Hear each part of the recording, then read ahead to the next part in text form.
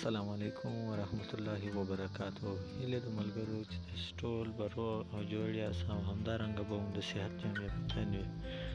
زه بلال احمد نصر یو بیا تاسو په درانه چوپړ کې حاضر یم. زما ملګرو زموږ د نن ورځې ویډیو چې ده هغه هم د واټساپ په اړه ده، یعنې موږ څنګه کولی شو چې یو واټساپ اکاونټ جوړ کړو، هم ورڅخه استفاده وکړو. همدارنګه موږ به د ټول د مخه خپل د موبایل پلی سټور کې واټساپ را ډاونلوډ کړو، یعنې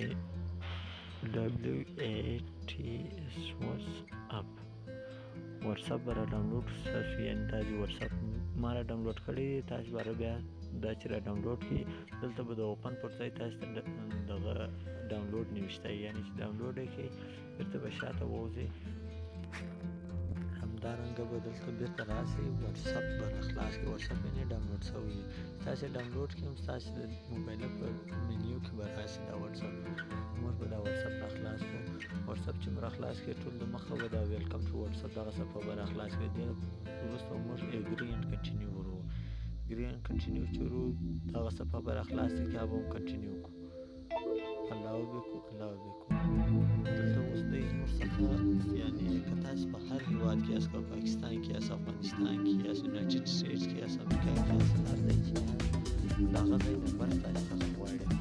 د هغه ځای هغه کوډ خپل اتومات ډول درسوي، اتومات به تاسو خپل نمبر ورکړي. خپل نمبر د ورکولو لپاره موږ دلته د فون نمبر چې دی په دې کې موږ خپل نمبر ورکړو. زه دلته خپل نمبر ورکوم، یعنې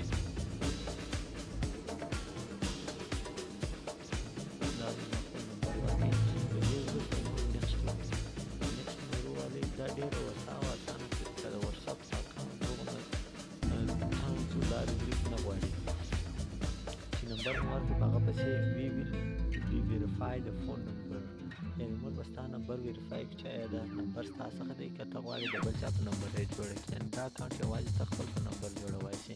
دې لپاره موږ اوکې ورو، کوم نمبر غلط ورولې ایډیټ ورو، او کوم سم ورولې نو اوکې ورو.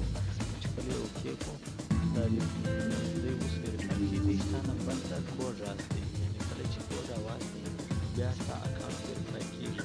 اوس دا دی دغه ته زما نمبر ته کوډ راواستوي، دا زما نمبر کوډ دی 695 دا زما د واټساپ کوډ دی، دا د کمپنۍ د خوا څخه تاسو ته راځي چې ما چې تاسو نمبر ورکړي، دوی ما چې ستا نمبر ته هغه کوډ راستوي، او ځینې وخت یې خپله اتومات قبول کړي، او چې نه کړي قبول میسج به راخلاص کړي، د هغه کوډ به په هغه اخري لاندې یا خالي لیکه کې ورکړي. همدارنګه دا چې اوس په دا پسې به دغه صفحه راخلاص په دې کې به ګیو پرمیشنز وروي، یعنې که غواړئ چې په اکاونټ باندې ودروي نه ودروي هغه ستاسو خوښه ده، نو زه پر اکاونټ باندې نه دروم. همدارنګه اکاونټ مو دا ایسته کړئ، نو دا به سکیپ ورو، چې سکیپ مو کوي دلته دی ستاسو څخه نوم غواړي، دا پروفایل انفارمیشن کې نه دی. دلته به موږ خپل نوم ورکړو بلال احمد نظري.